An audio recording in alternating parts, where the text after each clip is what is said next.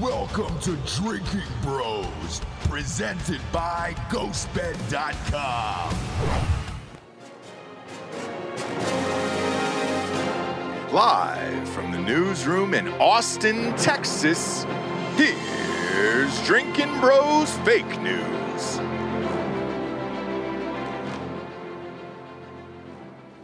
Ah, yes, the news.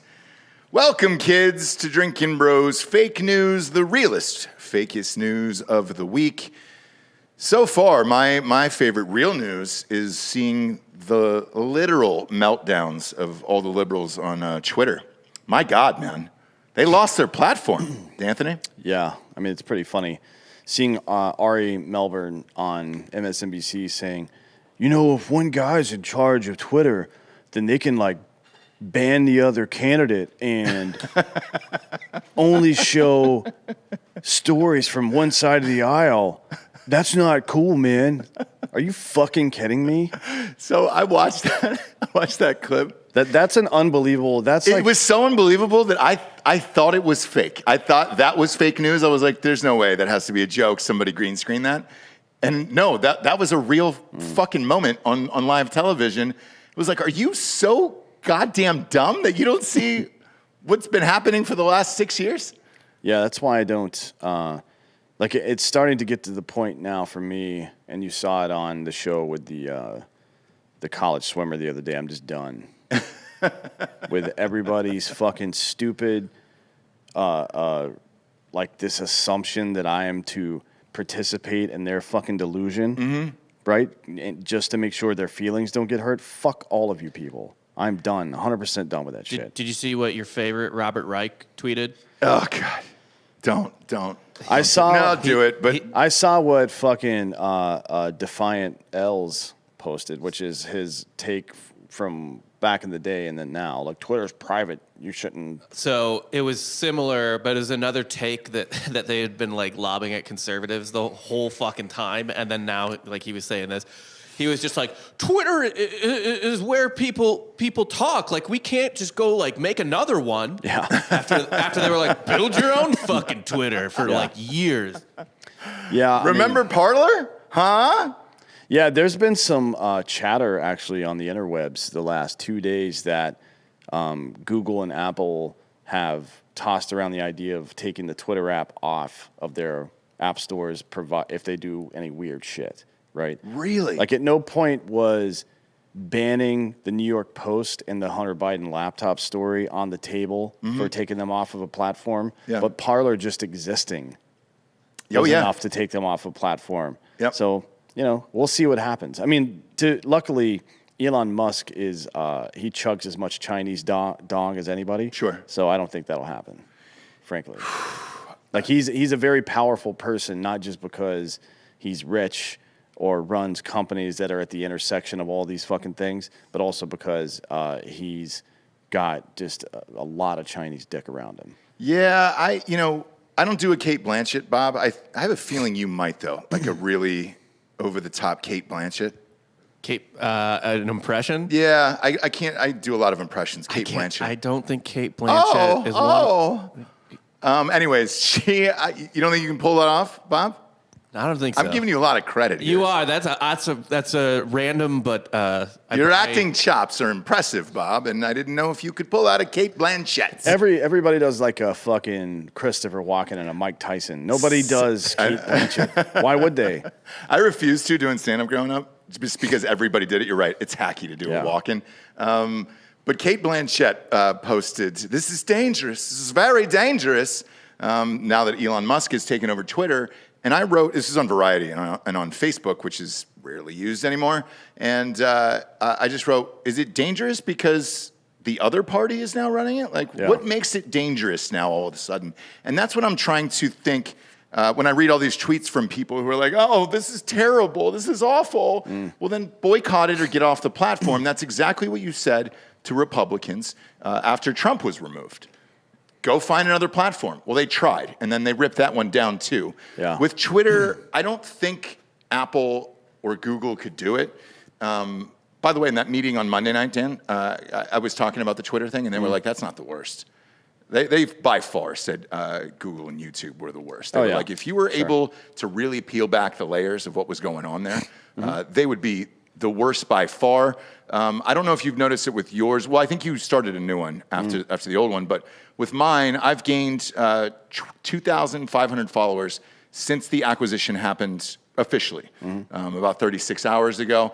A lot of conservatives have gained a ton of followers. Tucker Carlson came back to the platform. So a lot of people are coming back. Will people leave? I don't really know. I mean, I look at Twitter as probably the best source for news, the quickest. Because if something happens like an earthquake or something else, rather than turn on the TV, some asshole on Twitter, along with 50 other assholes, would be like, oh my God, there was an earthquake in LA. Did you feel that? Yeah. And that's the fastest way for news. And I feel like with shootings and, bombs going off, I mean, I think with Ukraine, that's where I found out the news first. It's also the best place for bad news to be corrected because it's crowdsourced. And if the platform's not interfering with it, you can just look down the chain and somebody will say, no, this is not true, and here's why. Yeah. You can find, if you're a reasonable human being that has any intent on participating in reality, you can probably find it on there, right? But that's not the case, or it wasn't until a couple of days ago anyways, because there's a very... It's one of two things. Either there was a lot more manual manipulation of what's happening on Twitter day to day, or I've heard Dave Rubin say it. He'll be on the show Tuesday next week. I've heard James Lindsay say it. You mentioned it the other day that they're shredding documents. That's what it feels like, certainly behind the scenes. Yeah. And, some higher-ups over at some other conservative organizations said the exact same thing, that it is turned into boiler room over there, and they're trying to shred documents, get rid of all the blockers they've put on the back of this. Right. I don't know what the technical term is. I've also read that Elon Musk wants to make it open source. The algorithm, yeah. Yeah. So ironically, a few weeks back, I had dinner with the guy who invented open source internet. I would love to get him on the show if he would do it. He listens to the show, so if you're out there, Greg, why don't you go ahead and text me, and we'd love to have you on as a guest to explain what that would mean for Twitter specifically. Because I'm curious now as to what it's going to be like if information is truly open and there isn't algorithms and there isn't shadow bans on people or just the hatred algorithms too, where all these people like Robert Reich show up in your feed first and physically force you to interact with people you hate on a day-to-day basis. Yeah, it'll be interesting to see how it all goes. I mean, one of the key tenets of feudalism is keeping the general public ignorant, right? So the Bible until the 16th century was only translated in Latin. Or not translated, but it was only fucking written in Latin. Right? Why? To keep the plebs from being able to understand it. They spoke common languages like Middle English and then English or Italian, German, whatever the fuck, right? French. Right. But they didn't read in Latin for sure. Only the people that went through the seminary and became educated learned Latin. So they were the fucking arbiters of God on earth. Nobody else knew except for what they heard from these people. And now... So what you're saying is freedom of speech never existed? No, it hasn't. It's for a period of time, yes. When would you say that is? Because, I mean, if you're going back to the Bible, like, everything you're saying makes complete sense, by the way. But if you're going back to then...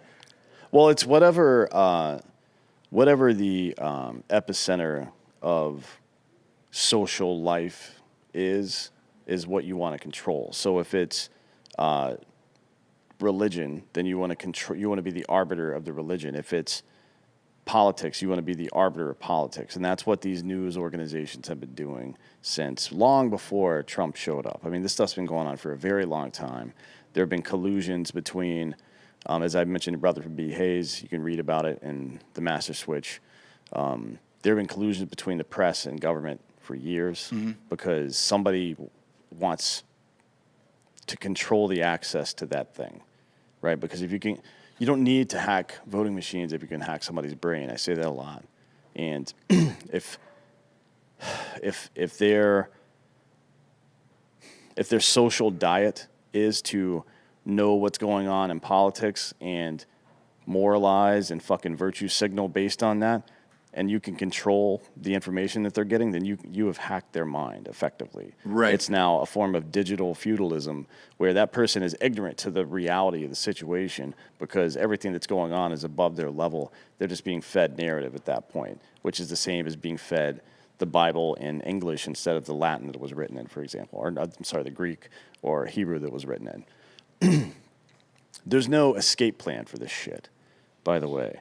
Like, the solution to the intellectual feudalism was to teach people how to read. Mm-hmm. And then they would come up with their own interpretations. Things like Calvinism and Lutherans started to pop up. Not the COE. That was just because Henry wanted to fuck and have male babies. But I don't know what I don't know what literacy we're going to be able to teach people now that fixes this issue, right? Like it's how to process information and build ideas based on the information you've processed, the Socratic method, essentially, but that's gone. Like, there's no room for that shit anymore. So I don't know what the next step is. I don't know what the step out of this digital feudalism is. It's fucked up. Well, what I find fascinating is the bigger and bigger all this shit gets for us in the shows and everything else, and these guests that we get to have every day. You just had Douglas Murray on American Party, and we've had some of the brightest minds on this show. For one of the dumbest people, wink, talking about myself on this one. But the interesting part about it is we have more access to information than I've ever had in my life to things that are going on behind the scenes. And that's why I love doing this job every day, because you never get a chance to chat with people about this. But with that information, it makes me more and more paranoid too, because when you're walking around the world just as a dummy living, your normal life, and you're not really thinking about algorithms or like you said, being controlled psychologically. Because you're right, it is way better to control somebody's mind than at the voter box, because that eventually changes their mind when they're voting. And it's a long play. Real long play. If you defeat somebody physically, then they'll do what you tell them. But if you defeat them mentally, they'll tell others to do what you're telling them. Yeah. That's the difference, right? It becomes endemic at that point to society. And that's kind of where we are now. And it should make you nervous and paranoid that agencies beyond your control are intentionally collecting power, right? Mm-hmm. I mean, if you want to visualize that, just think of it as your neighbor is building a weapon in their front yard and it's pointed at you, right? And they keep telling you, oh, that's not for you. That's just in case. Like, in case what? Yeah. Right? Yeah. So you should be very suspicious of anybody that wants to have control over you in general. But conservatives aren't against big government, because of the inefficiencies, of which there are many, obviously, or just intrinsically because they're conservative. That's not the case. They're against big government because government is a necessary evil, and those things are to be kept as small as possible, right? Like radiation for cancer, for example. Radiation is also making you sick, but it's going to kill the cancer, and then we'll get you better from the radiation sickness later. You know what I mean? Yeah. Kind of like that. And that you have to keep it as small as possible, because on its own, it is too dangerous. Governments can look at what governments have done. No fucking single human being in the history of human beings has done as much damage as governments have. Yeah. Right? And the infrastructure that they build full of sycophants that'll do whatever they want. And once you can convince these people that they're facing an existential threat of some sort, they'll do anything to stop that from happening, like these climate dum-dums. Yeah. I mean, it's wild. So, good luck. Yeah, and, part of that, like a lot of people have asked, they were like, hey, I've been talking about the White House thing jokingly on the shows this week, and I'm headed out there tomorrow. They're like, why do you want to go with Biden in office? First of all, on all these shows, we said if you get invited, you always go. And the more information you can learn, or at least talk to people about, that's your only shot at some form of change. Do I think I'll change anything? Absolutely not. But I want to see behind the curtain. And this will be the only opportunity that I get probably in my life. And I want to see what really goes on there, how it's run, and what these people are like in real life. Because off camera, you and I have had a bunch of them on the show. off camera, you know this. They're totally different people. And I want to see with the guard down what it's like behind the scenes and see if these people are just fucking cocksuckers or not. And I'll have the answer and we'll be able to share it next week. Next up here, we got the old fucking media. Who controls it? Who controls the media in our country? Because that's, along with Twitter, which we discussed at the top, has been a big part of what a lot of these tweets are about. They're worried about who's controlling Twitter, and it's Elon Musk and what he might do to it. So with that, we thought we would read off who actually controls the media. Fox. Now that's Rupert Murdoch, right? That we all know, I think. Yeah, that's a pretty natural one, I would say. Rupert Murdoch's dad was a news guy. Like, he owned, I think, some radio stations and a newspaper in Melbourne or some shit back in the day. Yeah, and there is a rumor that the TV show Succession was based on it obviously his was. life. I mean, it's based on a couple of people, but definitely that's one of them. And, you know, he seems like I don't think he's a demagogue like people think. I think he's a fucking opportunist, and that's kind of worse. You know what I mean? Like, at least true believers believe what they're doing. You're doing it just to make money. Right, you know right, what I mean? That makes you almost a bigger cunt than some of these other people. Identical to Succession in that regard.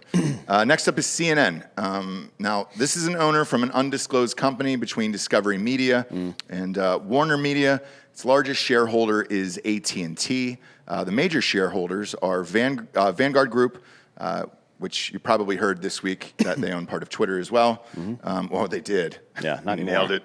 7.43%. BlackRock Fund Advisors, 4.85%. Did not know that. SSGA Funds Management, they come in at 4.13% there. ABC News is up next. Largest owner is Robert Iger.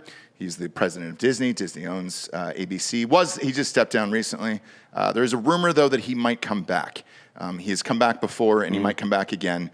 As far as Hollywood terms go, he is often known as the greatest studio head in the history of Hollywood, the way he's been able to steer that ship in and out of trouble multiple times over the years.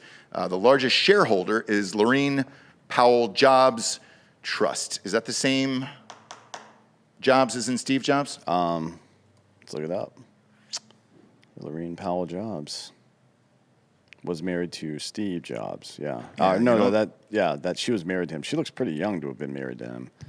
Yeah, they divorced in 2011. She's 58. Yeah, she's 58. She looks good. She looks good. Good for her. I was unaware of that. Robert Iger, by the way, media guy again, like Murdoch, but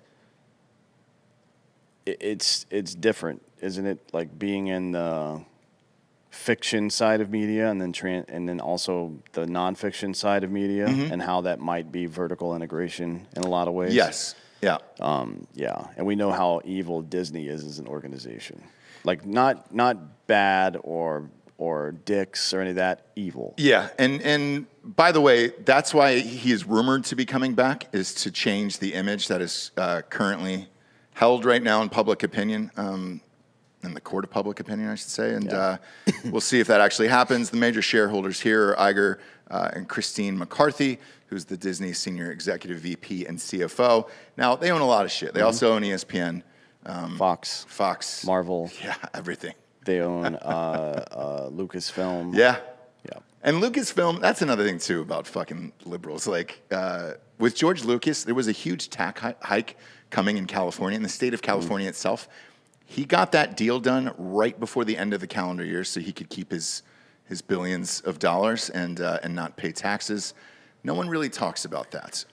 It was a big boy deal. If memory serves me correct, I think it was $5 billion he sold the Star Wars franchise for.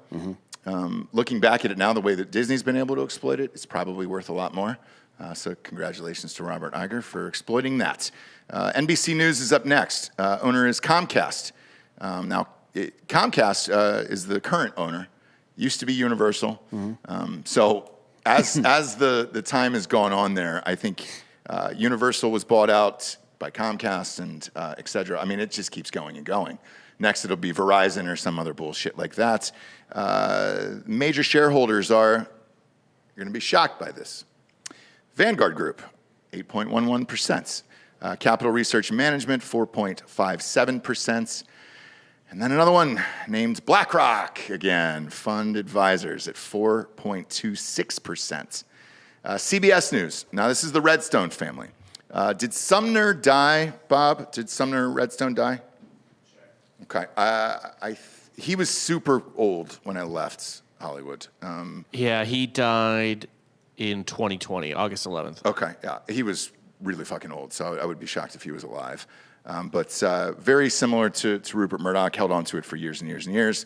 The Redstone family, so that probably got passed down to them. They have the majority of voting shareholders of the parent company, which is Viacom. Viacom CBS is now what that is called. The major shareholders are, you want to take a guess? I'll tell you. Vanguard at 10.9%. Credit Suisse Securities at 6.25%. There we go. BlackRock Fund Advisors, 6.21%. And there's this SSGA Funds Management at 5.88%. I don't know who that is, actually. It's just another investment management company, State Street. All right. They're big, though. It's like they manage, I think BlackRock manages $11 trillion. They manage about 4.5, give or take. Gotcha. Next up is MSNBC.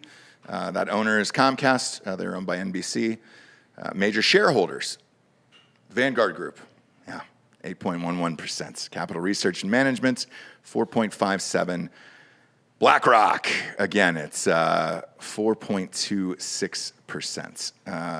And then you've got Gannett Company, the owner of USA Today, and they own about 250 dailies across the country. I think they own the most amount of daily newspapers. And the reason that's a big deal is when it's all owned by one company, you can control the news stories in there for all 250 newspapers. That's why you'll see the same exact shit printed in a bunch of different places. Major shareholders in that one are Vanguard Group. 10 to 14%, it is estimated at. BlackRock, again, fund advisors at 10 to 14% as well. Business Insider, majority owners are Henry Kravis, George R. Roberts, Jerome Kohlberg Jr., private equity. Never heard of them, actually, but I also don't know too much about Business Insider. Business Insider is one of those for me where it pops up, I'll like the headline and then click it, and it was like, would you like to subscribe for $80 a month? No, it would not, actually. Next up is the Washington Post. That is Jeff Bezos. So when Jeff Bezos was bitching about Elon Musk owning Twitter this week. Yeah, that was real fun. Why? I mean, does he not see the hypocrisy in those statements at all? I guess not. I don't know. It's fucking insane. Maybe all that TRT's going to his fucking brain. He's on better shit than that, I think. Don't you think he's on like HGH probably? Sure, yeah. He looks jacked. I'll give him that at least. And he seems happier. He's fucking somebody who was hotter than his ex-wife. I mean, obviously hot enough to give, $500 billion to or whatever it was. So congratulations. New York Times is up next. This is the Ox Sulzberger Family Trust. Major shareholders are Fairpoint Capital at 16%. Vanguard Group, that's 8.11%. BlackRock Fund Advisors at 7.43. Next up, we got Newsweek. That is Jonathan Davis and Dev Pragad. Is that not the corn Jonathan Davis? Okay. No, of course that's not who it is. Okay, I was asking. Of course, these are two IT dudes basically that started a fucking paper. I was going to make sure it wasn't the corn guy. No. Newsweek, though, I will say this, is almost out of business. They're going to have to learn to reformat and do that quickly because, print media is pretty much fucking they're actually, they're pivoting pretty hard into digital media right now. Are they really? Yeah. Okay. Next up is The Economist. All shareholders are not listed in this one, but they get the Cadbury family, Leighton family, Rothschild family at 26%, and the Schroeder family. The Economist has been bitching quite a bit. I mean, considering they're a foreign newspaper, but I guess Twitter's global. They've been bitching a lot about fucking Elon Musk controlling the media and shit. Your board is the Cadbury, Leighton, and Rothschild families. Are you fucking kidding me? And if you don't know who those people are, go fucking look them up. I'm not explaining this shit to you. But it's the eggs, right? They do the eggs. No. Okay. No. Right. Look, the Cadbury family. There's probably some Fabergé eggs among them. All right. But not Cadbury. I doubt they even know what that is. Well, then I want to apologize then to Cadbury Eggs and whoever are the owners of that lovely company, because every Easter I pop 2 of those in my gullet, and I'm happy about life. Think about these dynastic family trusts, like the Rothschilds or Cadbury, Leighton or Schroeder, any of these companies, or families rather. These dynastic trusts that have spanned multiple centuries that are controlling one of the premier news outlets about economies and finance and what they might be able to do with that power to be able to do that shit. Have we really been so stupid for this entire time to just accept that we're being told the truth? At no point was that the reality of the situation. At no point in American history or any history before that, all of which was a mistake, by the way. Everything that happened before America was a mistake. At no point have governments or companies or anybody else been honest with us. Mm-hmm. It's just, why would you expect them to have been honest? I don't, and I'm not a huge Anderson Cooper fan, obviously, but he wrote a book about, he's a Vanderbilt, right? He wrote a book about his entire family lineage and how at one point they had controlled, it was something crazy, like 80 cents on the dollar or something like that, forever. And then he went over when the split happened, but how dominant the family was and what they were able to get away with and everything else over the course of 150 years or whatever it is. And that's what happens, right? You get these powerful families in there, and as long as you hold on to the power, you're able to pass it down to generation. Obviously, your kids have to want to do it to stay in power. That's why some of these people who I don't know their names, it's almost more impressive where you're like, oh, all right, you don't really want the limelight or anything else. You want the money, sure, but I've never seen some of these people on television, whereas others, they're very front and center. Yeah. Obviously, the Murdochs and Redstones and Igers and those guys are always out there, Bezos. Last but not least, and this one's super interesting because I didn't know this. So 538.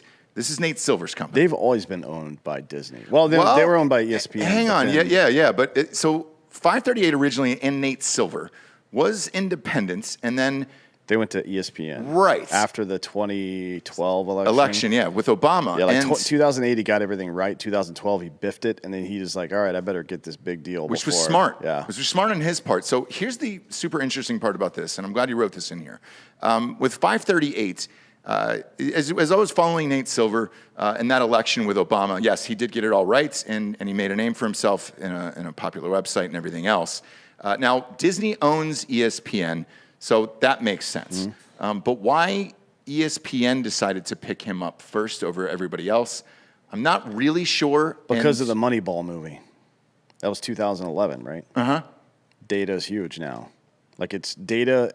Think of bringing data into sports. With Fangraphs has had a lot of success too. It's like the Pepsi to Coke, and Coke is gambling, right? So Coke bringing gambling into sports like they have has increased viewership across any sport it's touched, right? Mm-hmm. Even like the dumb shit. Yeah. And bringing data into it draws a crowd as well. It's a different crowd. It's smart, but it's not like as, I don't want to characterize it as on par with gambling because it's not as good. But like Baseball Reference and Fangraphs and StatCast on MLB Network and shit like that is huge now. Fucking I'll go back to, here's why I wanted to focus on Nate Silver for a second, because politics is one thing, sports is another, and he has infamously been wrong on virtually every fucking thing after.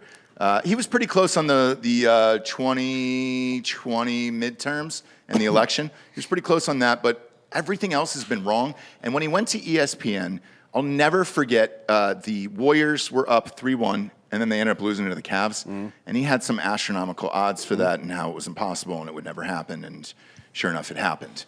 But what do we mean by wrong there? Because he, in the 2020 election, for example, he gave Trump a 1 in 3 chance of winning, right? But people said you only gave him a 30% chance of winning, therefore you gave him a 0% chance of winning, therefore you were wrong. That's not how that works, though, right? Right. Like, probabilities don't work that way. Him saying that if he said there's no chance that it's going to happen, that's not true. That the odds of something happening have no effect on whether or not they happen or not. That's like, you understand that, right? I do. So it's like, if it happens, well, that's the 1 in 1,000 times it would happen, right? Like, it's not proof that he was necessarily wrong about it. Now, I will say that because of who owned his companies moving forward after that point, I've read The Signal and the Noise. I've watched quite a bit of Nate Silver talking over the years. I know that he is a rational person, and I happen to believe that for business reasons, he did not add a delta in his fucking formula to account for the fact that these polls are intentionally made to swing left. I don't think he could have done it, honestly, because every analysis we've done from 2012 moving forward of all of these fucking polls show that it's between 4 and 6 points swung to the left, and almost all of them, right? Yeah. And there's nothing in the 538 algorithm that accounts for that. I think that's why he's quote unquote wrong a lot more now, because how do you add that in and not insult your employer, who owns fucking NBC News? You know what I mean? Yeah, that makes sense, actually. Or I'm sorry, ESPN. Maybe he just doesn't ESPN. want even more smoke than he already gets. I mean, do you remember that there was like the Huffington Post Oh, pollster? dude, that was infamous. So right after that Trump election in 2016, Huffington Post went yard on him. No, it was right before, like 2 days before. Yeah. Huffington Post polls gave Clinton like a 98% chance. Yep. And they were like screaming at him on Twitter, like what you're doing is dangerous and dishonest and blah blah blah. And Nate Silver was like, dude, this is what my fucking algorithms say. Yeah, he said, he actually responded to it too. So over at Huffington Post, they said, Nate Silver is unskewing polls, all of them, and he's panicking the world. They also called him an idiot who is just guessing, and he actually responded to them, and he actually used the word fucking. Way to go, Nate Silver. This article is so fucking idiotic and irresponsible. The reason we adjust polls for the national trend is because that's what works best empirically.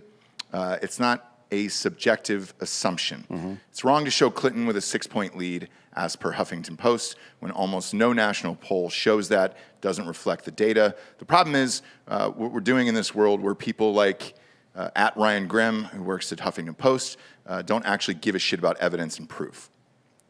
Good for Nate for standing up, grabbing some skin on his sack. Yeah, but to be fair, he's been doing the same thing. Yeah. If you're a data analyst and you look at these polls and you look at results, you should do that, by the way. After you make a fucking assumption about something, even if it's data-driven, once the result comes out, you should compare the result to your assumption. Now, how many postmortems do you think are on 538's website? Here's by how much we got it wrong, right? Because if you do that, you'll start to see a trend. And a lot of people on Twitter have put this together over the years. I've seen just infographics. I've never spent the time to look into the actual numbers that they're posting myself to verify, so I'm not going to say that they're definitely true or not, but it seems like there's a 4 to 6 point swing to the left in pretty much every major national poll. I agree. And the 4%, the lower one is like Rasmussen and stuff like that, like some of the conservative polls or whatever the fuck you want to call them. And then there's like 8-point swings, like you saw with Huffington Post and shit like that. Yeah. They weren't even close because he won by what, two? Yeah, two points, I think. Like, yeah. I think it was 52-48. It's how do you do that? How do you say that no, your company's wrong? But also as a fucking human being that works with numbers specifically, how do you convince yourself to stay quiet about it? I don't get it, man. I don't have a whole lot of respect for that guy. Nate Silver? Yeah. When you're looking at these data trends over the last 6 years, since 2016, and how influenced these polls have been, and how this is not fucking some goddamn mystery. We're not talking about black holes where we don't have the instruments to measure stuff or whatever the fuck. We can't conduct an experiment. The experiment has already been conducted. You made an assumption based on the 2,500 person poll you took, and now we have the actual result of the actual election. Yeah. Overlay and then see what happened, right? That is the responsible thing to do. Why the fuck is that not happening? And because if it happens and you constantly see the same number of variation, then you apply, this is how science works, you apply that variation, the delta, to your fucking data set, and then you have a real number. Mm-hmm. Yeah, with me personally, when I look at, let's just say the last 2 elections, right? Trump, I was obviously, on the show, pretty vocal about it the day before with the pre-election show, that I thought he was going to win. The left was shocked by that. I was and am genuinely shocked by this last election. I still cannot figure it out. And that's just more, I try to base mine on like personal shit. Obviously, I'm not running stats out of the basement of my house or anything like Nate Silver is, but I still have not met one person who has voted for Biden and is amped about it to come and chat about it, just in real life across the board. And I don't know anybody who said, hey, he's doing a great job and I'm super stoked about it either, which is strange. He's kind of an invisible president. On Twitter, right? Like it's the same group. Well, in real life, I try to base, because you and I go so many places and get to talk to so many different people all the time. I still have not met one guest who's just like, I love him. I'm just saying you could find that on Twitter, but it's the same people who, when they get COVID after being triple boosted, will say, I'm so thankful I had the booster, right? Mm-hmm. Why? Look, Kamala's got it for like the 3rd time. There's no evidence that a 3rd or 4th or 50th fucking booster is going to make you more immune to something. That's just not how that works at all. I watched David Spade's Netflix 1-hour special last night, his new one, and he goes, man, I'm going to be honest with you. Do I believe in the vaccination? I don't fucking know, but I really just wanted to go out to dinner. So I'll take any fucking booster just to get the fuck out of the house and go sit with normal people again. And I think that opinion is the same as a lot of people, to be honest with you, where it's just like, what is this? Fuck it, man. I'll do it. I just want to go to have some Chinese tonight. That's it. That's all I want to fucking do. We got our first ad of the show, and that's ghostbed.com/Drinkin Bros, 40% off that bundle package. I keep pushing it because it's great, and you should get it. I got it, and I love it, and I use my own promo code, and I don't really give a shit. Even when the president was on, well, that's a lie. I didn't say it to his face. I didn't say I use my own promo code for all your shit. Hey, homeboy, I've bought like 5 mattresses from you, and I'm always getting 30, 40% off. Thanks. Not that he cares anyways. I'm sure he's a busy man, and they sell a lot of products there, so it's not like he's looking up my email address and trying to connect it to me. But if you are, I'd kind of be into that, wink. You can also get 30% off everything in the entire store by popping in that promo code Drinkin Bros at checkout. That way you can fill up the cart if you want the weighted blankets, the sheets, which are amazing, the pillows, or just the base or just the mattress. Put it all in there. You get 30% off. All of 2022 features a 60-month pay-as-you-go program, no interest at ghostbed.com/Drinkin Bros. And that's good with all the deals that I just mentioned. So you want the 30% off, 40% off? Great. Put it in the cart. Get the fuck out of there. Click that at the bottom, and you're looking at a brand new bedroom set for about $20-25 a month at ghostbed.com/Drinkin Bros. Next up, after Musk bought Twitter, well, it's tanked the Tesla stock, and I really don't know why. I've read a lot of opinions on this that Tesla is overpriced. Newsflash, it's always been overpriced. But their last quarterly report was gangbusters. So it looks like they're getting cars out faster and faster. But Tesla's shares did collapse on Tuesday when Elon Musk moved forward with his proposal to buy Twitter. On Monday, Musk pledged to work with Twitter to make the platform better and through new initiatives and improved features and making Twitter algorithms open source like we were talking about earlier. Wiping out the bot accounts is the biggest one for me. I can't wait till that happens. I also can't wait to see how much everybody's followers shrink after that. I wonder what those numbers really are.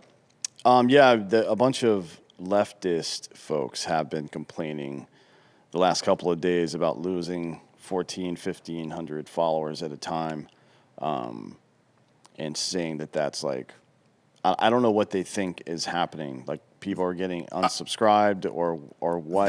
So here's their thinking on it, because I just literally read this article before I came in. They think that, the left is leaving Twitter now that Elon Musk owns it, and those people are deleting their accounts. Yeah, just like Talcum X. Fucking Sean King left Twitter for less than 24 hours. That fucking guy, dude. It's crazy. Yeah, it must have been rough for him rougher than even for Nancy Pelosi during the pandemic to not be able to go to the barber. Yeah. Because it takes a lot of effort for a white man to appear black. To look that black. Yeah, like you have to stay on top of it too. His bio says, "I'm still here, motherfuckers." Yeah. Yeah. Yeah, he's not though. He like fucking deactivated his account and then reactivated it. Yeah. So, that's interesting. The Tesla stock, I mean, he is borrowing money against his shares in the company, right? That's definitely something. But, you know, I think one of the things that we have discovered over the last 24 hours is that Twitter and Tesla are working on a deal for Tesla to access Twitter's data so its AI engine can learn faster, right? Mm-hmm. So I guess they're trying to teach Teslas that human beings are pieces of shit because that's all that happens on Twitter. Like, if you want to see funny cat videos and shit, go to TikTok. If you want to see this hate and vitriol 24 hours a day with a little bit of sports sprinkled in, go to Twitter. Yeah. So I would much, even though it's a Chinese-owned company, I think TikTok would be better for AI than Twitter. Jesus Christ. Maybe. We were just emailing with Spotify right now. I know a few of you guys have complained that the Drinkin' Bros Ross Patterson Revolution feed is down right now. Not really sure why, but they are looking into it as we speak. Maybe the fucking media's ripped us. Spotify had enough. Yeah, it could be. They were like, fuck it. It'd be funny. We'll tell the audience, we just took a call with them to put video on Spotify. Now, it's not going to change YouTube. You know, videos will always go on YouTube until they decide to delete us.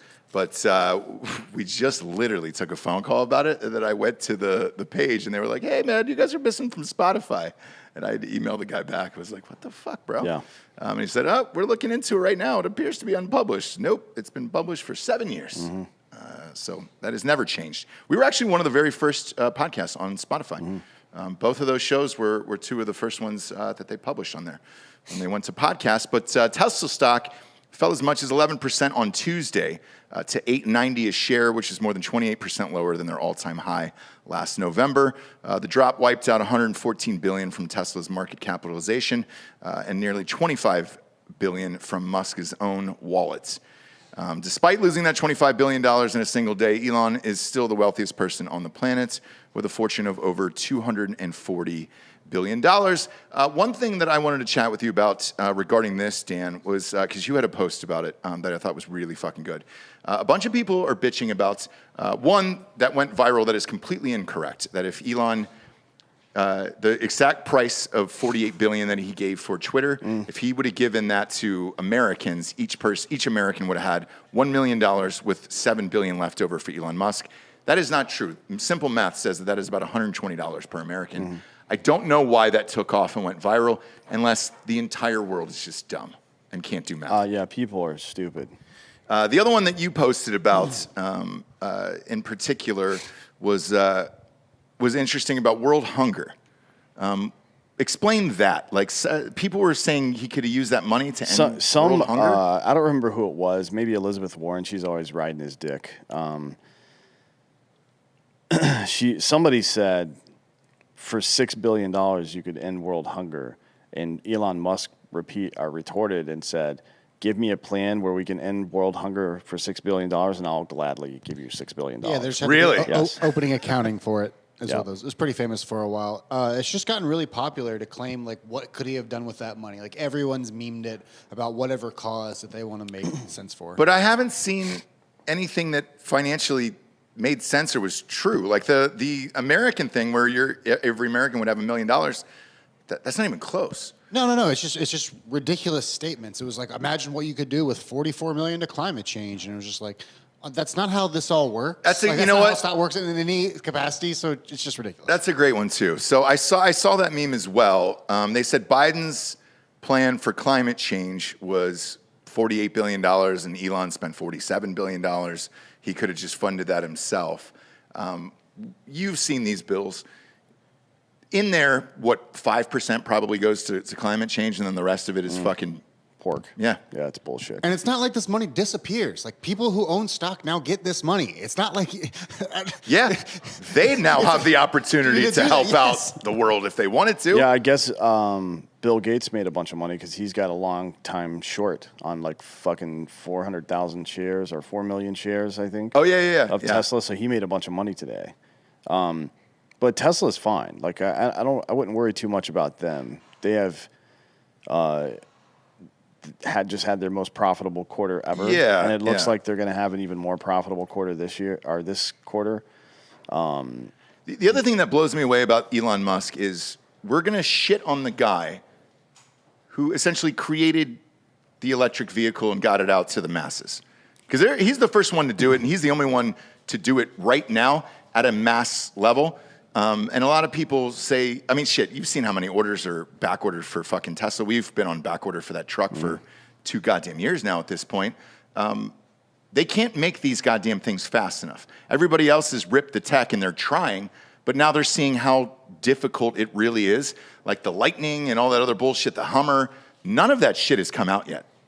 Yeah, and it's...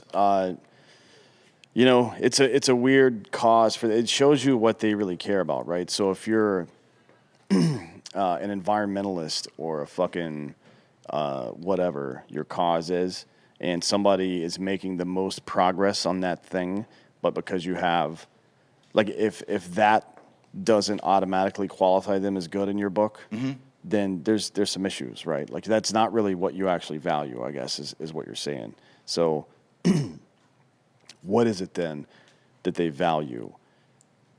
We have an active conversation going on in the media, Twitter, elsewhere, where leftists are literally arguing against freedom of speech. They've convinced themselves that this is a good argument to have. It is a hill worthy of dying on. Going into a midterm where they're already fucked. Yeah. Right? Yep. So they are telling you out loud. People tell you more with their behavior than they ever will with words. When somebody is angling this hard towards controlling the narrative, then that person is an authoritarian, and you should be distrustful of them to the degree that you don't allow them to accomplish anything, in my opinion.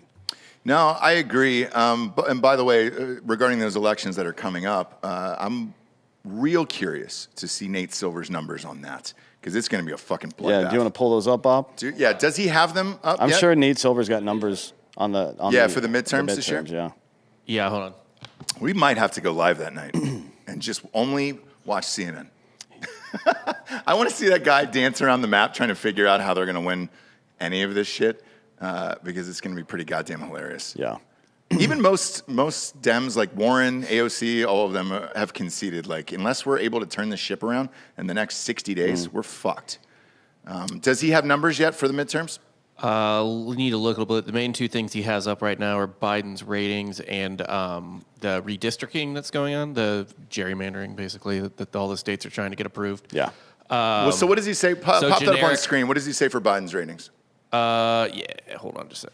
Let me switch over. Just out of curiosity. I just found the other numbers. Yeah. So the aggregate is 53% disapprove, 41.9% approve. That's nowhere close to what the polls that we've read on this show are. Well, it's the aggregate of all the. I mean, that's just aggregating the numbers from the other polls. Again, but I'll say this again. He does have a rating system. You can see if you scroll down there. Okay. In this spreadsheet, in this data output, there's a sample, and then the circled letter right there. Yep. Tells you what the ranking of the poll is, right? Based on how scientific it is, the scope, the types of questions they ask, and so on and so forth. Now, again, it's Nate Silver and his team ranking these polls, so take that for what you will. But there isn't a delta in there for how fucking wrong these polls always are and have been for years now.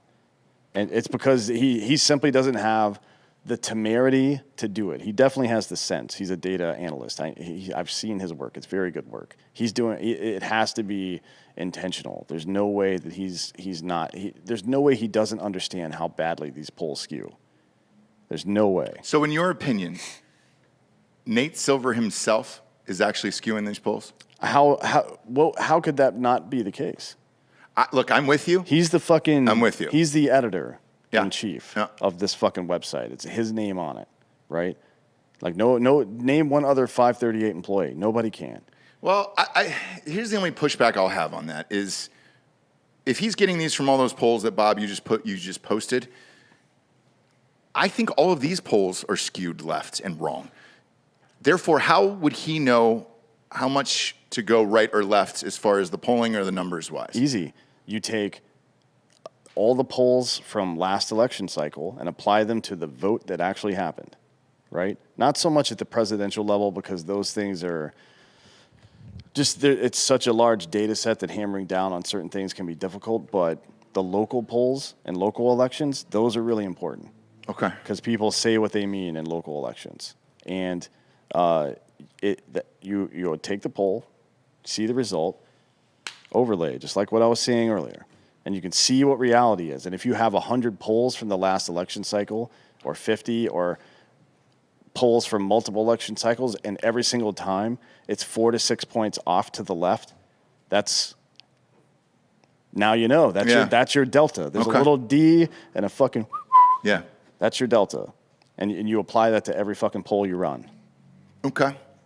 So he got, I will say, on the last big race, which was the governor. The governor for Virginia, Youngkin won 50.6 to 48.6, so by 2 points. And his last polling for that, I believe, had Youngkin ahead by basically a point. But even he had Hillary ahead until like a week before the election, and that's when it started like, oh shit, Trump's going to win. Yeah, he beefed that one. He got it right in the end. Yeah, he gave Trump a 1 in 3 chance of winning.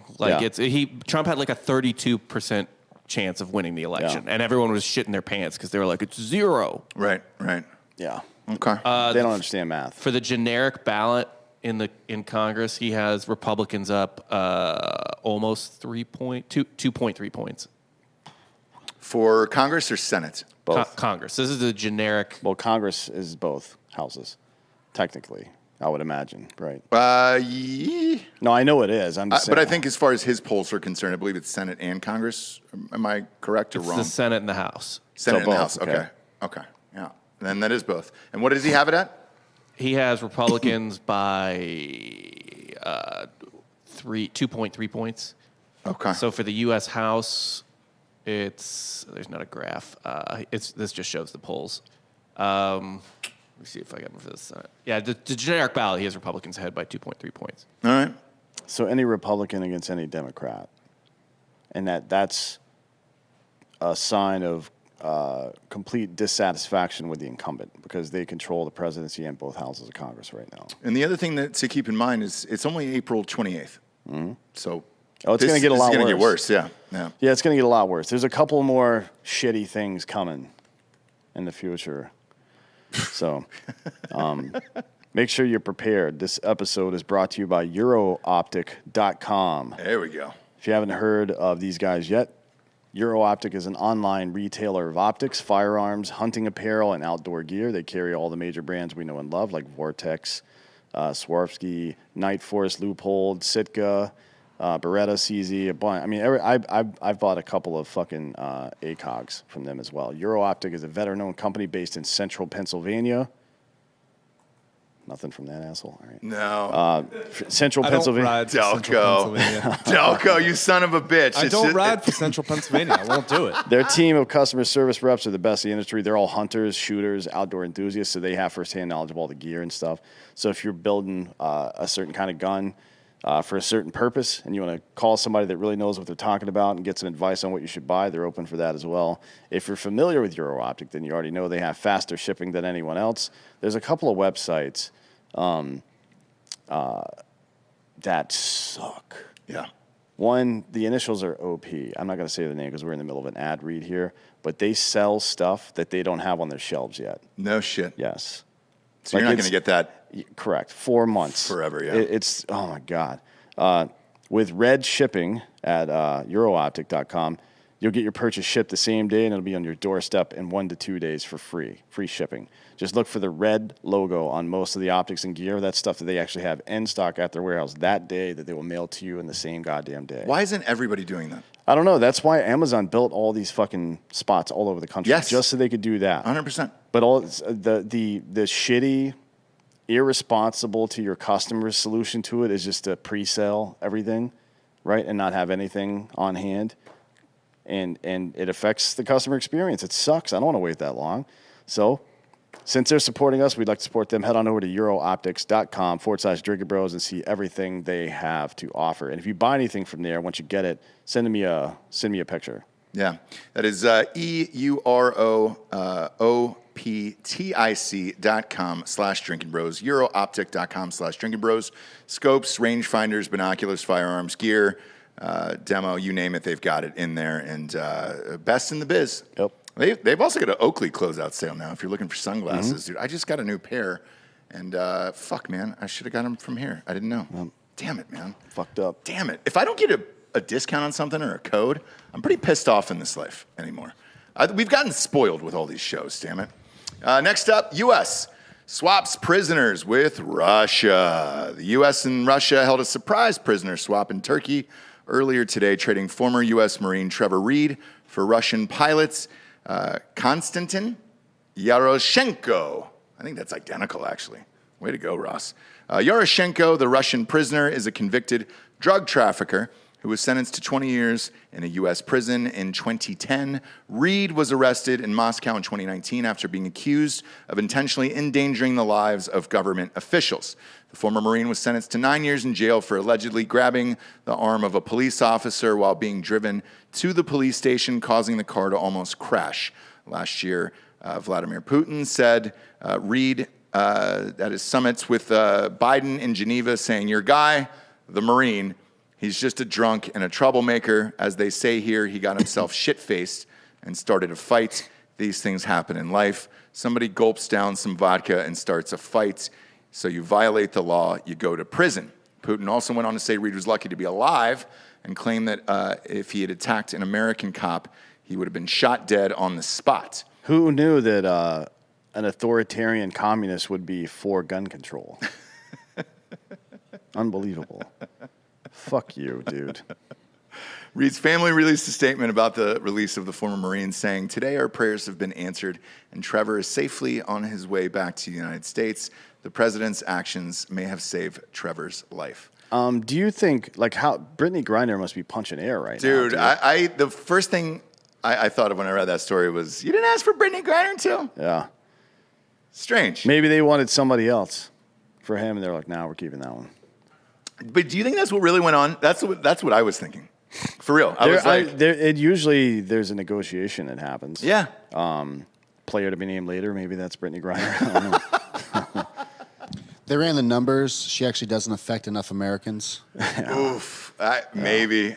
I was like, man, that's a black eye for the WNBA. It's pretty weird that this didn't. I mean, Yoroshenko, a Russian pilot in the U.S.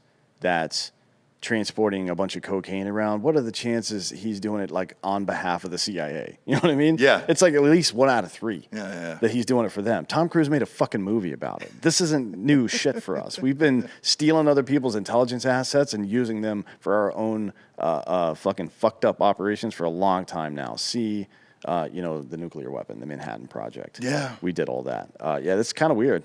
Strange story. It's weird that... It just popped up out of nowhere today, too.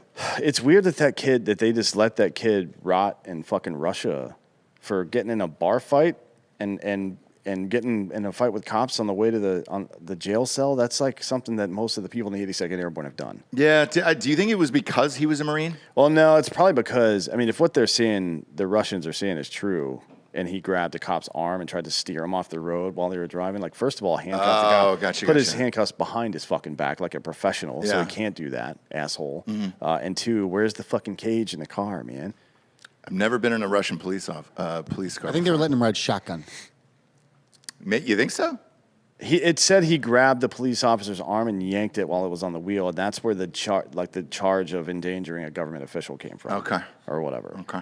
Kind of hard to do that from behind. I guess you could reach over, but what if he was tickling him? Yeah, just a little tickle monster. The cop was like super embarrassed that he was giggling when he was getting tickled because it's Russia. It's like a macho culture. Yeah. Still, Yeah. he's like, he made some noise, and then everybody, like his partner and the fucking Marine stopped and like, oh, buddy. Whoa. Being gay is illegal here in Russia. You can't do that. What shit. if he was halfway through getting off the ticket? Like he was giving him a handy up front. Oh, yeah. He was going to get off when he was done, but then as he was coming, he was swerving. And like to cover it up, he just blamed him. It's possible, yeah. It's possible. Yeah, and they just crashed into a car. Either way, the Marine is coming home. I mean, that sucks, dude. I know a lot of young soldiers and Marines who have done stupid shit.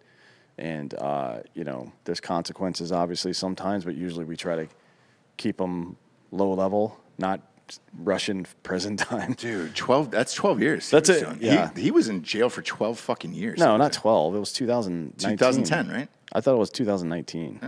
Did I Or read 18. it incorrectly? Let's find out, Ross. What do we? Oh, you're right. It's 2019. 19, yeah. Okay. But still, that's 20 three fucking years. It says drug trafficker was sentenced. He to was 20 sentenced years. to 9 years in jail. Oh, the guy from Russia has Yeah. been in jail for 12 years. Okay, there we go. That's close. Close Wait, enough. he's been in jail? He was sentenced... Yaroshenko, yeah. Oh, he's been in jail for 12 years. Yeah. Who the fuck does... That's 60% of your sentence. No shit. With good behavior, you get off at 40% typically. Yeah. Maybe that's why they made this trade. He was probably stabbing people in the fucking jail. Maybe, man. That's a long time. Yeah. Shit. Well, he was sentenced to it, so I mean that was his sentence. That's either way. Fair as he trade. Feel bad for Brittany Griner though. It sucks. Yeah. Yeah, she's gotten an undisclosed amount of time, which is never good. No. Because you don't know, you can't exactly put X's on the calendar dates when you don't know when it's going to end. Well, and you know what's fucking wild too is like you see an errant story every now and again, like we should be talking about Brittany Griner more. If Brittany Griner was a man, blah blah blah. But for the most part, you don't see anything, and that includes from the WNBA. So like they are clearly someone is telling people largely to shut the fuck up so that negotiations don't get fucked up or something. You would think, Yeah, right? I haven't heard one word about it. The last time I heard something out of the WNBA was the president. She released one brief statement that said she's okay and that she's in good spirits, but they didn't really go too much further than that. So I think you're correct. The fact Bob, that and that more guess. WNBA players aren't like doing shit on the court or whatever, like they've clearly been told behind closed doors. I agree, because it seems off. Say her name. Say her name. It's Brittany Griner. You think somebody be wearing like an undershirt and rip their jersey off with like a Yeah. fake Well, Britney? hopefully not any of the WNBA players. Right. Well, Nobody wants to see that. I do. No. I want to see it. There's some cuties. Come Yeah, on. there's some hot ones there. Well, she's abusive, right? Brittany Yeah, Griner, she beat the yes. shit out of somebody. She's problematic, I believe. You know what? She's an athlete. Yeah, she's we let it slide with Hope Solo. Yeah, she's a So- pro athlete. That's what they do. Yeah, Yeah. but she beat her girlfriend. Well, I think her girlfriend was also in the WNBA, right? Yeah, maybe they were just practicing. Yeah, they were just warming up. It's like called sparring. And Hope Solo beat up, her husband's an athlete. So Husband's nephew, I think. she beat That was ass. that was the second one at the beat that family ass, gathering. yeah. She just Yeah. fucked that kid up. She fucked that kid up, but she also beat her husband. So that's good. Proud of her. Next up, we got Lucy.co. Big fan of Lucy. Look, we're all adults here, and I know some of us choose to use nicotine to relax, focus, or just unwind after a long day. Lucy is a modern oral nicotine company that makes nicotine gum, lozenges, and pouches for all adults who are looking for the best, most responsible way to consume their nicotine. It's a new year, kids. You might as well start off by switching to a new nicotine product that you can feel good about. If you hear Lucy.co on everybody else's podcast, they're massive in this space. They're huge. This is probably the only one you trust. I can't even think of another one, to be honest with you. We've got their lozenges and pouches and gum here. Cinnamon's the fucking jam, bro. And it'll get you popping. Popping, dude. I always say Aubrey Marcus when I'm talking about this, and that's the truth, man. He's the one that turned us on to this shit, and we were just like, whoa, you can keep those peepers open. Or if you're trying to quit smoking, it's sweet. So if you enjoy using nicotine, you should definitely check out Lucy's products, all at lucy.co. That is lucy.co, and use promo code DrinkinBros at checkout. Also, I have to read this disclaimer. Warning, this product does contain nicotine. Nicotine is an addictive chemical. So remember, if you're interested in a better way to use nicotine, visit lucy.co and be sure to use that promo code DrinkinBros at the old checkout there at lucy.co. Next up, Fires mysteriously start breaking out at strategic locations in Russia. A series of fires and explosions at sensitive locations in Russia have raised suspicions of sabotage, despite evidence that most were accidental. Defense research sites in the country's largest chemical plants are just two of the facilities to recently experience the fires or explosion.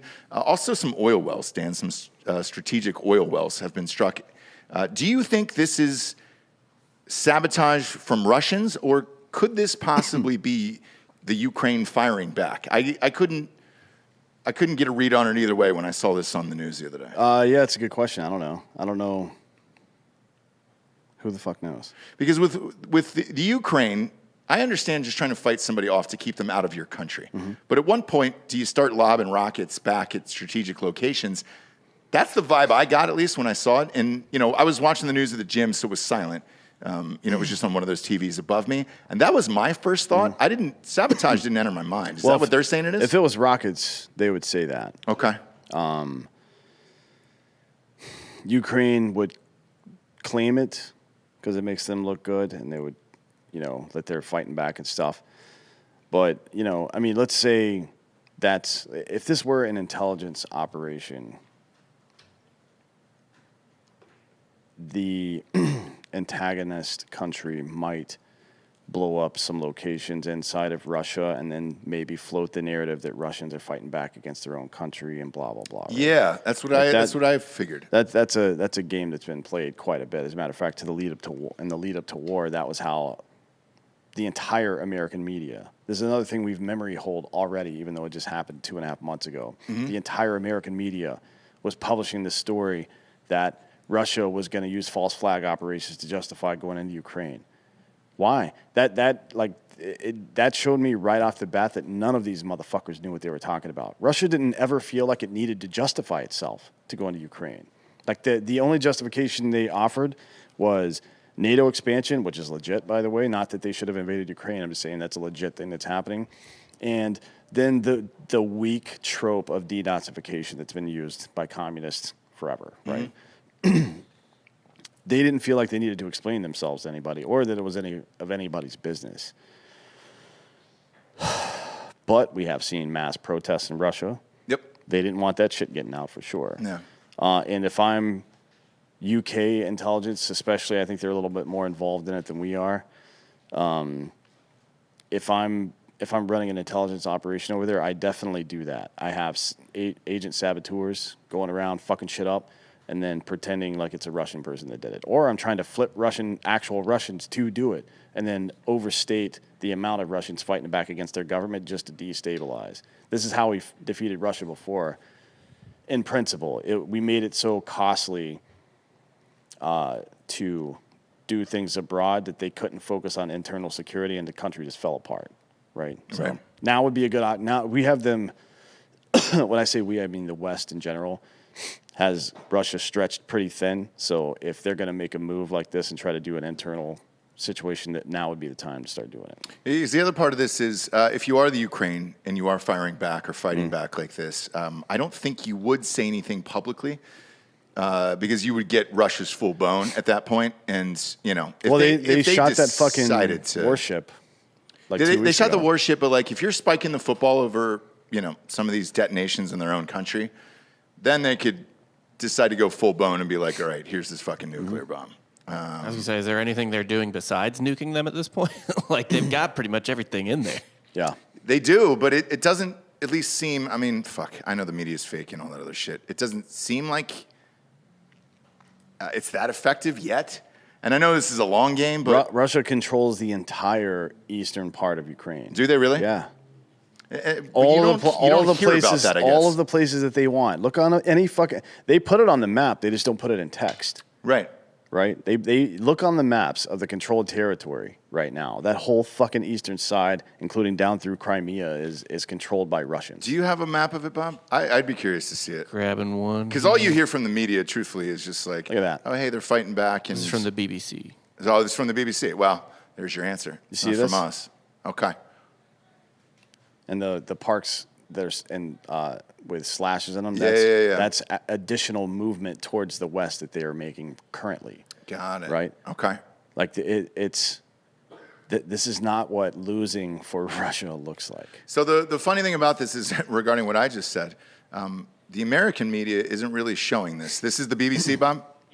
Yeah. Well, they're likely to be more honest because they're part of Europe. Even the BBC, well, I haven't seen this article. I have no idea what's in it, but it would not surprise me to see the BBC's characterization of this, that the Russians have been pushed back to the east, right? Instead of saying they control the east, no, they've been pushed back to the east. Well, I mean, technically both are true, right, to some degree, right, but they still control quite a bit of Ukraine's territory, a lot of the most valuable territory. The natural gas in Donbass, Donetsk, and fucking Luhansk are that's a lot of money for Russia. Yeah. Right. It's Ukraine's #1 export, I believe, right next to wheat. That's interesting because again, everybody's been saying they're pushing them back, but what you're saying is, well, how far did they get? And are they just conceding this? Like they're not bearing down on Kiev anymore. They're not a threat to Lviv anymore, probably, unless they do it from Belarus or in the air, which I don't think is likely.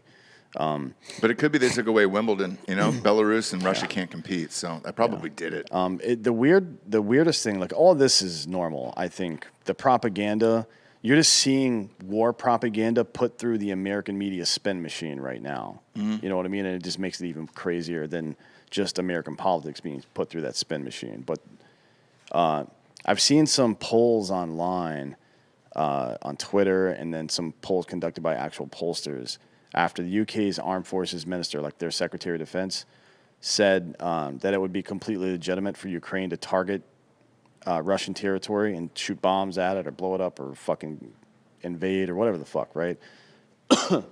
Only like 65 or so % of people said that they agree with that statement.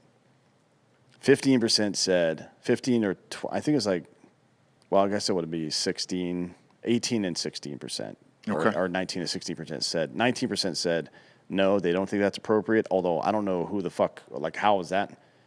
Russia invaded Ukraine, so Ukraine's not allowed to shoot back? Like, that's fucking stupid. Yeah. I would be curious to hear the explanation from those people. And then another 16% of people said they don't give a shit. Right? Yeah. Which is I think that's probably the best answer. Right. To be honest. But yeah, this is all... It doesn't help when you're trying to fix an issue to misstate the issue intentionally. Like, once you start believing your own propaganda as somebody who's actually executing the war on the ground, like American intelligence and UK intelligence is, once you start believing your own bullshit, now you're fucked. Right. Like, this is how we fucking stayed in Afghanistan all that time and thought that things were just going to be fine when we left. We just did this. And now we're doing it again, but like way faster. You've had it. You've had it all together. I'm done with pretty much everything. And those, by the way, the fires mysteriously breaking out in Russia, those aren't even the most interesting fires going on right now. There's going to be an episode of American Party next week about the 22 or so food supply stores since the beginning of 2021 in America that have just gone up in flames. Oh, really? Yes. That's cool. Yeah. Who's on that show? Just me. Oh, okay, right on. Right. Or maybe Cooper or Dakota if he's in town. I don't know. He's traveling a lot right now for the book. Oh, gotcha. That's right. It's with Rob O'Neill, right? Yeah. Look, if you're out there and your country's about to be overtaken, might as well sit back with some Hard AF Seltzer from hardafseltzer.com. And 8% will make you forget that you're getting bombed real quick. Get bombed in another way, inside your mind. And nothing will do that like an 8% seltzer. No carbs, no sugars, no gluten if you give a shit about that. We've got the OG flavors in the store: peach, raspberry, lemon lime, and strawberry shortcake. The OG flavors are still there. Some new ones are coming out this summer. Go to hardafseltzer.com. We ship to 42 states. Get fucked up this weekend. We're making seltzer hard again. God damn it. Next up, Iran keeps trying to assassinate U.S. officials. On Tuesday, Anthony Blinken told Congress that Iran's attempts to assassinate the former Secretary of State, Mike Pompeo, are real and ongoing. While testifying before a Senate panel Blinken acknowledged the details that were made public in a State Department report that outlined a security arrangement for Pompeo involving 24-hour government protection. During his testimony, Blinken stated, "I'm not sure what I can say in an open setting, but let me say generically that there is an ongoing threat against American officials, both present and past." Pompeo, who served as CIA director under Donald Trump, was one of the architects behind the re-implementation of sanctions after the U.S. withdrawal from the Iran nuclear deal. Former Secretary of State was also a supporter of the assassination of Soleimani, a top Iranian general killed by a U.S. airstrike. That's pretty par for the course, I would imagine, right? Yeah. It's what I say all the time. Western culture, we play the short game. We play 4-year increments, 10-year increments, whatever. These motherfuckers play generational increments. Like it's the 1,000-year plan, and they're going to get somebody for Soleimani. Something's going to happen for that at some point. Mm-hmm. I think it would, like, I'm not surprised to hear that their attempts, the sooner it happens in relation to Soleimani's death, the more it makes sense. Like killing somebody 15 years later doesn't really make sense. Right. But waiting a couple years, killing, especially Pompeo, he would be the guy, right? If anybody would. That would be, let's say they kill Pompeo, right? And the Western world loses their fucking mind. Like, how dare you, blah, blah, blah. Well, you just killed my guy. Yeah. In 2020, bitch. Mm-hmm. Like, what the fuck? Yeah. You know what I mean? Well, he was responsible for this, and then they will list all the things that the American government is responsible for. And then we're going to have a fight over who's the worst asshole. And that's not a fight that the American people want, no. Honestly. I don't think we want to get into a pissing match with Iran over how shitty both of our governments are. That's not something I'm interested in. Me neither. I wonder how likely this would actually be, you know? I would be pretty surprised, I guess. Just based on the response from Iran after Soleimani got fucking clipped, it really was nothing, and you could have done something if you wanted to, but that would have escalated a war. You're thinking through that lens of short term, right? Mm-hmm. Like they wait until America fucks something up really bad. Like, I don't know. I mean, honestly, if they had made a move back in August when we killed 7 children with a fucking drone strike that was supposed to be somebody else in Afghanistan, that might have been a good opportunity, right? And maybe they did try, I don't know. But my guess is they would wait for America to embarrass itself on the global stage like that and then strike. So let me ask you this. If Pompeo did get clipped, like they're saying here, what would be the retaliation from the U.S. standpoint, you think? An all-out war? That's a good question. I don't know. Because you'd have to do something. Does it matter that he served under Trump? Would that be swept under the rug like everything else? Maybe they would try to use that as an out. I don't know if that would fly. I mean, was he underneath any other president? Yeah, he worked for Bush. He did. Pompeo, yeah, Bush he's been won. around. He was a CIA director under Bush 1. Then I don't think that would fly. I think that would probably cause a war. Maybe. Yeah. Interesting timing on this. Like, why talk about this now, I guess? I don't know. It's a good question. Somebody leaked something. I mean, chances are the U.S. intelligence apparatus caught wind of some operation that might be in plan or just hearing chatter, and to get ahead of it, to let Iran know that I know, that you know, that I know, you know, sure. Whatever the fuck. They just do something like this and say something random in the press. Because Trump used to do that as well on Twitter.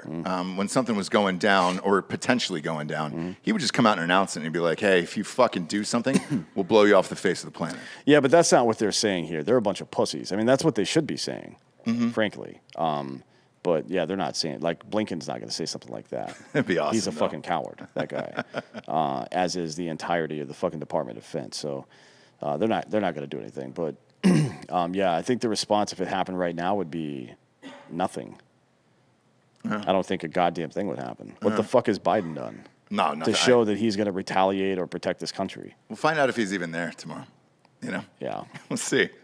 Next up, a Florida sheriff has a novel way of saving the state some money. Santa Rosa County Sheriff Bob Johnson recently proposed a way of saving his state some money having residents kill home intruders. Way to go, Bob. Can we get a applause for that? We haven't had an applause in a while.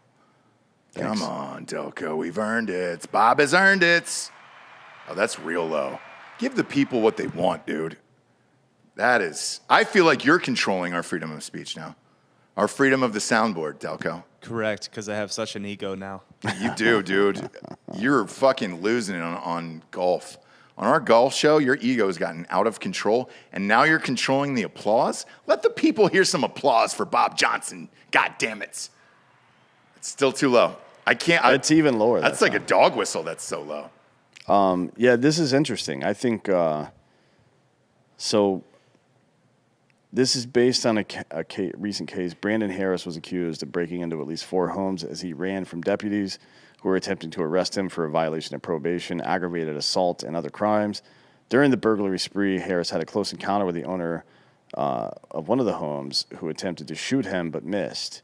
Harris was cornered inside of the house, inside of one of the homes he had broken into when he barricaded himself in the bedroom before escaping out the window, was later arrested and placed in the Santa Rosa County Jail as he awaits trial. Later during the press conference, Sheriff Johnson stated, quote, "If somebody's breaking into your house, you're more than welcome to shoot them in Santa Rosa County. We prefer you do, and we prefer that you do. Actually, it'll save the taxpayers money." I agree. Now, I would also recommend all the brass gets picked up after the shooting. Yep. Obviously, so if you want to file with the city to get your brass back after they're finished processing everything, so you can reload your ammo, that can also save you some money. Yeah, that can get expensive. Yeah, that can get expensive. And there's nothing valuable whatsoever about a human being that invades the safety and sanctity of other people's homes. Yeah. And that person should be killed every single time. I I agree. think this guy has a lot to contribute. Oof, do we have a picture of him? Yeah. Pop him up. He looks like the dude I saw on TikTok getting his head spray painted with black spray paint Oh, the my other day. God, dude. Yeah, I saw that guy.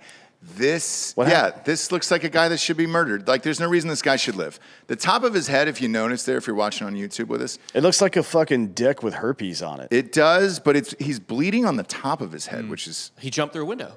Oh, he jumped through the Jason window. Statham's down bad right now. Wow, look at that. That's a nice trim, though. on It's a that fresh goatee. shave. Yeah, It's a fresh shave really on the head fresh too. shave, Like yeah. he definitely He cares enough about that. he got himself correct before he went out burglaring. Sure This guy's did. going to be one of those posters against weed, like not even once. Yeah. Yeah. This is what happens. Look at him. If you smoke weed, you'll look like this eventually. Exactly. Which means I'm headed there because I'm high right now. Well, proud of you. Proud of you. We weren't expecting anything less. Now's the point of the show. We get to the Drinkin' Bro of the week. I'm going to actually give this one away this week. A lot of people who come on the show think they're dad, and for good reasons. If you were close to your parents or they helped you out and everything else, it makes sense. That's why everybody always says, hey, this is cheesy or corny or whatever. This week, I'm actually going to thank my dad. I had a meeting earlier this week that didn't go particularly well, in my opinion, and he sent me a text afterwards. It was pretty lengthy, and it was nice. I needed it, and he watches the show on YouTube every day. So love you, Jerry. I appreciate the text, and you're never done being a father, even at my tender young age of 33, Never done being a dad. Maybe he should text you a picture of your fucking birth certificate next. Sure, it says the same thing, Sort that all out. Was it 1990? I think I was born. No. I forget. I'm not good with numbers, never have been. Go to the Drinkin' Bros store, by the way. We're all filled up all the way to the top, the brim, with brand new items. Got a ton of flex fits. Got a new shirt in there, Bob, if you can pull that up. It's a Helen Keller shirt. This was at your request, and we have made it. Is it live on the site, D'Anthony? I think so. Let me check. Helen Keller was a fraud. Will they shut down our store for this? I'm not sure, but if you listen to Softcore History, she was a fraud. Didn't you guys do a whole episode on this, that Helen Keller was a fraud? Correct, with your wife. Oh, Jesse was on that one? Yeah, because she played Helen Keller. I know she portrayed played her on Helen screen. Keller, and I know you guys did a show about it. But you specifically said she was a fraud on that episode? She steals. Helen Keller, at the very least, stole a lot of valor. A lot of valor. She plagiarized constantly. I don't know how she did that. She's credited for flying a plane. They Not gave a her the fucking prayer they gave her. She did fly that plane. No. No, Yeah. they brought her to the cockpit and we're like, here, hold the handle, and she flew it for 12 seconds and then went back to her seat. She's also a magical responsible- woman. No, she's responsible for deaths of 9/11. That's factual, and we tell you why on the episode of Yeah, Softcore you'll have History. to watch the episode. Go ahead Yeah. and listen to that. Go ahead. All the content's evergreen, baby. So go ahead and listen It to all is. the episodes of Softcore History and get me paid. Yeah, I've said that a lot about You're history getting way shows. you're getting way too Getting way too big for on, this man. network. Delco, Jesus Christ. And by the way, just to clarify, she's not responsible for all the deaths in 9/11, just some of the deaths in 9/11. Okay. Some. Now, Okay. now you have my attention. Yeah, exactly. And I when Jessie got home that night, because she said she was a guest on the show, I go, how'd it go? She's like, oh, it was really funny. I love Softcore History. It's a blast of a show. And then she said, Delco really hates Helen Keller. And I was like, oh, no shit. And I was like, well, it's Delco. It's not surprising. He probably hates everyone and everything in the world because he's from Delco. But she didn't really elaborate. So you guys call her a fraud on that show, huh? Big time. We'll show this shirt here, Bob, on the screen. Oh, God damn it. That's funny. I want to see it in black. Pop up the black one. It's got to be like a pretty good conversation starter. Like how 100%. you really have to go watch the episode so you have the facts, because people are going to engage with you if you wear this in public. I promise you. So what's weird is like, How dare you? A bunch of people popped up and were saying Helen Keller's a fraud online. So that was from your show. That happened in your show? It's probably a common internet thing, but yeah, it's I've a never shared seen it. sentiment. That's really funny. And we come out with this like right after Coda wins awards at the fucking Oscars. Just no respect for nothing. Children of deaf adults. We appreciate you tuning in, kids. Go to iTunes, rate the show 5-star, and leave a quick review. It's literally all the advertisers care about. And then go to Spotify and just click a 5-star. We should be back up on Spotify now that we have a rep. Yeah, he says content is restored. Sorry about that. It was. For both? I think it was a because of a video clip we played or something triggered their copyright thing. I think that's what he said. So it wasn't anything. A video clip? Yeah, That's weird. or not a video, but audio. Audio. Some audio claim against, because we always YouTube sends it to you and says, "Hey, there's an audio claim." Yeah. But we don't get those from Spotify. Well, I will say this. So back in the earlier days of the catalog for both of those shows, because they started right around the same time, and then we've got combined over 2,000 episodes of Ross Patterson Revolution and Drinkin' Bros, obviously. In the early days, if we liked a song or we were partying or doing something, we would play it because there was no copyright issues. Yeah. So how do you go back in the catalog 7 years and try to figure out what you did then? Yeah, I'm not getting involved in that. No, dude. And we were drunk for tons of those shows. Yeah, most of it. Fuck, man. Even today, we're drinking today. Hard AF seltzer, and then you're smoking weed. Dude, I'm not going to remember this 48 hours. Fuck, dude. Who knows what they could have found? No. Well, sorry about it. That's our fault, I guess. Shout out to Spotify for fixing it. For D'Anthony Holloway, I'm Ross Patterson. This is Drinkin' Bros Fake News. Good night, everyone.